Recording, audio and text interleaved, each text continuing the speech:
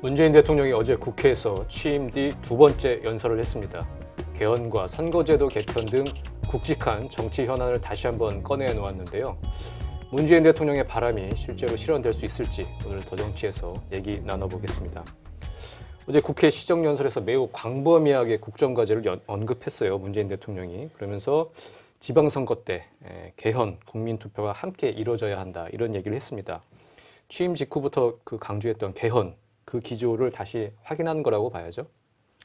네, 그렇습니다. 대통령이 개헌, 이거는 뭐 공약이기도 하고요. 내년 6월에 하겠다. 네. 취임 직후부터 밝혀왔고 여러 번 얘기했죠. 그러니까 취임 직후에 이제 5월 달에 여야 원내대표들을 청와대로 불렀었는데 그때도 개헌 얘기를 했었고 8월 달에 취임 100일 기자회견을 했었는데 그때도 얘기했고 또 가까이 지난달에 이제 지방 자치날 기념식이 있었는데 그때도 역시 지방 분권 개헌을 하겠다 얘기했고 어제는 의미는 이제 직접 국회에 찾아가서 네. 개헌안을 일단 그 국회를 통과를 시켜야 되는 거니까요. 국회를 찾아가서 의원들 앞에서 직접 공식적으로 제안한 그런 좀 의미가 있는 거죠. 네.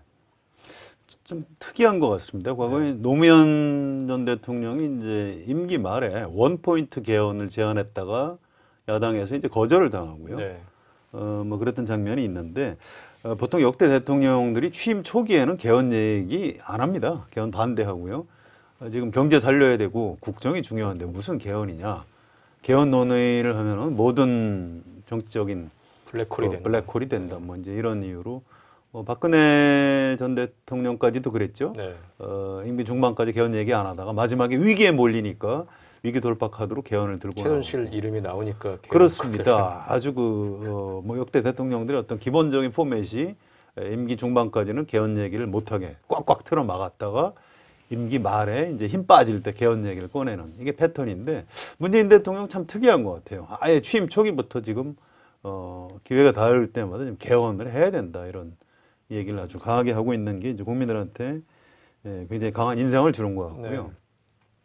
지금 정부 형태가 합의가 잘 안 된다면 기본권하고 지방분권, 자치 이 부분 개헌이라도 먼저 하자 이렇게 이제 정치인들한테는 좀 약간 비현실적인 얘기지만 일반 국민들이 듣기에는 우리 국민들한테 진짜 필요한 것부터 개헌을 하자고 하는구나 이렇게 대국민을 상대로 어떤 설득 경쟁에는 야당보다도 문재인 대통령이 좀 더 우위에 서 있는 그런 지금 지형인 것 같습니다. 네. 그래서 이제 대통령의 개헌에 대한 진정성이 여러 차례 이제 확인이 되는 것 같은데 일단 지금 개헌 문제는 국회에서 논의가 되고 있습니다. 헌법 개정 특별위원회 개헌특위에서 논의가 되고 있는데 지금 어떤 상황까지 와 있죠? 개헌특위가 이제 국회 자유한국당 이주영 의원을 위원장으로 해서 1월달에 지난 1월달에 발족이 돼서 활동을 뭐 아예 안 한 건 아닙니다. 해오곤 있었습니다. 그래서 권역별로 토론회도 마쳤고 그래서 내년 6월 13일 지방선거 때 만약에 국민투표를 함께 한다라고 전제할 때를 고려해서 뭐 내년 5월까지는 개헌안을 합의안을 도출하겠다.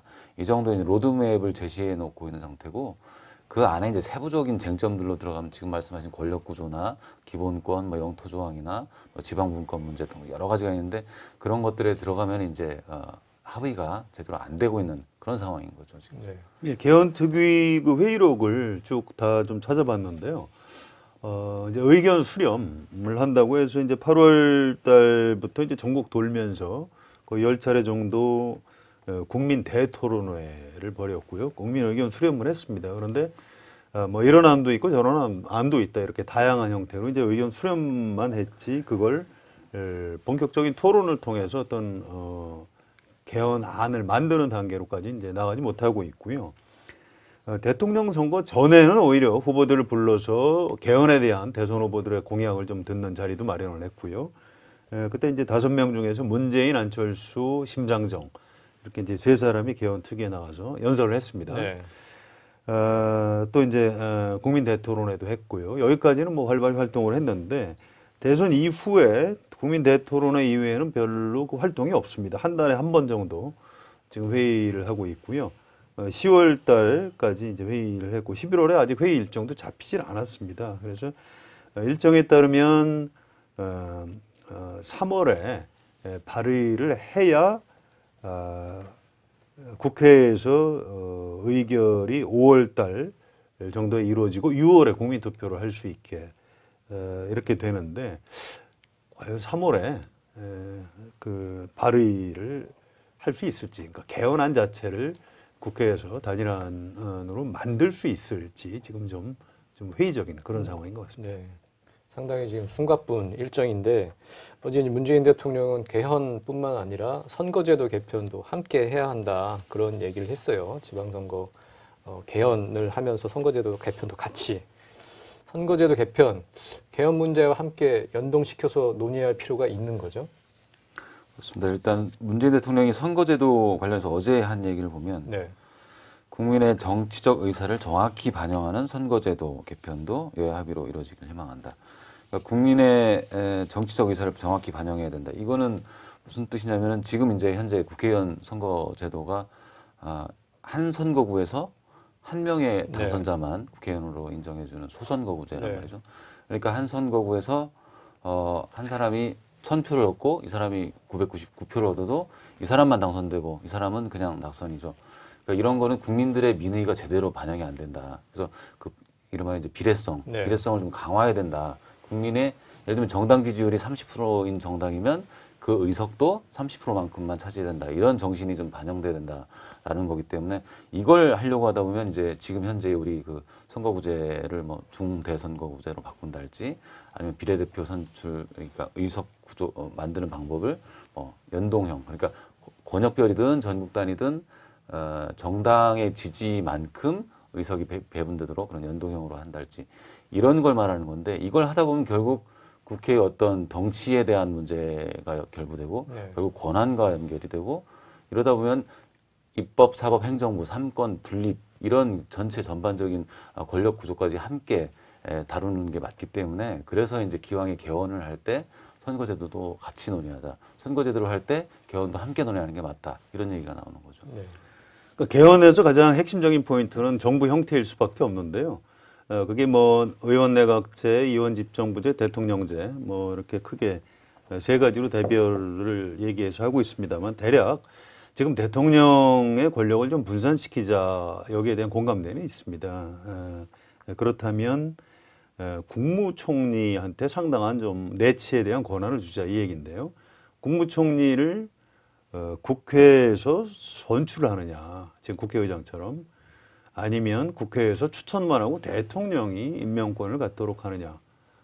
이 둘 중에 하나로 좀 쟁점을 압축시킬 수가 있습니다. 그런데 권력을 가진 국무총리를 국회에서 선출하려면 국회의 의원들을 어떤 방식으로 뽑느냐가 이제 굉장히 중요하게 될 수밖에 없고요. 그래서 개헌의 정부 형태하고 선거제도하고 직접적으로 이제 연결이 돼 있다. 지금 이런 상황입니다. 그런데 불행하게도 선거제도는 국회의원들 입장에서 보면 개헌보다도 더 어렵다. 이제 이런 얘기를 하고 있습니다.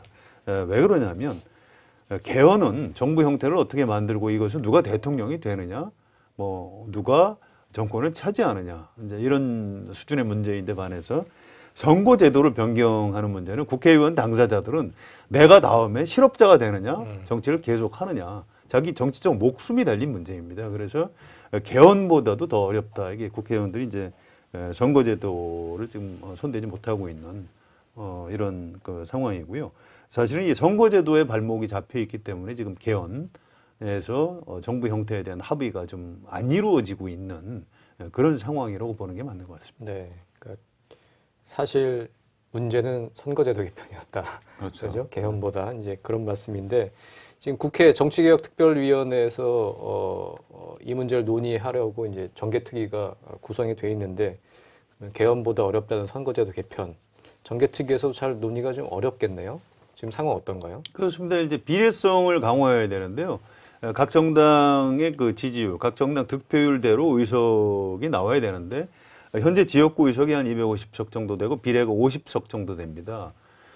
이 의석을 가지고는 선관위 안대로 지역구를 200석으로 줄이고 비례를 100석 정도로 늘려야 정당의 득표율대로 이제 의석을 차지할 수 있게 되는데 국회의원 지역구 250명을 200명으로 줄인다. 이게 가능할까요? 국회의원들이 자기 그 팔을 이렇게 잘라낸다. 이게 뭐 물리적으로 가능하겠습니까? 그래서 이제 진전이 지금 안 돼 있는 거고요. 사실은 국민들한테 이제 이 부분을 잘 설명을 해서 국회의원 정원을 한 50명 정도 늘려야 풀 수 있는 문제인데 국민들 입장에서는 아니 국회가 뭐 한 일이 있다고 숫자를 늘려달라는 거냐? 그 이제 그 국민들의 어떤 비판과 저항을 지금 돌파할 수 없는 그런 상황이죠. 그래서 국회 정개특위가 지금 원내형 위원장 중심으로 계속 이제 토론도 하고 회의를 하고 있는데요. 지금 답답한 상황입니다. 뭐 진전을 보지 못하고 있고요. 특히 명분상은 뭐 다당제를 해야 되고 득표율대로 의석수를 가져가야 된다 이렇게 얘기를 하면서도 사실 현행 체제의 수혜자가 가장 큰 수혜자가 사실은 자유한국당과 민주당입니다. 한 30%에서 40% 정도 득표율을 가지고 거의 과반에 가까운 의석을 그 두 거대 정당이 차지하고 있거든요. 그래서 말로는 해야 된다 이렇게 명분을 제시하면서 속으로는 이런저런 핑계를 대면서 지금 진전을 시키지 않고 있는 이런 상황이고요. 그래서 이제 헌법학자들이 아예 이 문제를 동시에 풀기 위해서 개헌을 할 때 우리 지금 선거의 4대 원칙이 있죠. 보통, 평등, 직접, 비밀 선거입니다. 이 선거의 4대 원칙에다가 비례의 원칙을 하나 더 추가를 해놓으면 현행 국회의원 선거 제도가 위헌 결정을 헌법재판소에서 받을 것이다. 그러면 그때 강제로 선거제도를 멀리 돌아갈 수밖에 없는 그렇습니다. 바꿔야 한다. 좀 우회로 같지만 그게 유일한 선거제도를 고칠 수 있는 오히려 돌아가는 것 같지만 그게 더 현실적인 방안 아니냐 이런 의견을 내고 있고요. 이 의견에 대해서 정치인들도 그게 오히려 현실성이 있겠다, 일리가 있다 이런 의견들을 지금 내고 있는 그런 상황입니다. 네. 실무적으로만 보면 정개특위는 개헌특위보다 굉장히 늦게 출범을 해서 지난 8월달에 이제 겨우 발족이 돼서 소위 그러니까 선거제도 뭐 또 정당 정치자금법 이런 소위를 좀 나눠가지고 배분만 해놓은 상태고요. 18명의 여야 의원들로 구성이 돼 있고 근데 이제 대통령도 얘기를 하고 하니까 뭔가 활동을 하는 모습은 보이겠죠. 아마 다음 주 정도부터 선거구제 이런 얘기를 좀 일단 논의를 해보자 이런 정도의 단계인 것 같습니다.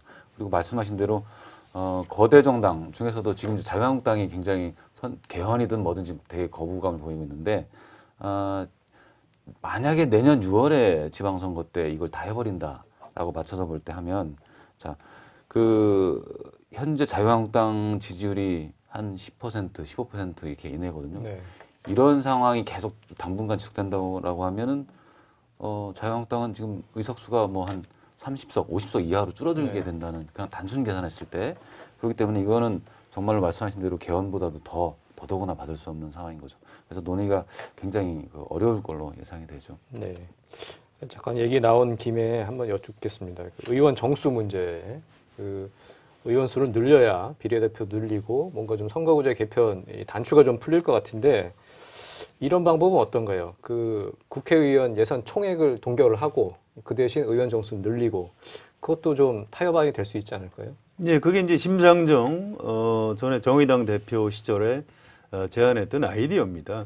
국회에서 쓰는 돈은 그대로 유지하고 대신 의원 숫자를 늘리고 대신 국회의원들 월급을 좀 줄이고 또 이제 뭐 보좌진도 좀 숫자를 줄이고 이제 뭐 이런 얘기죠.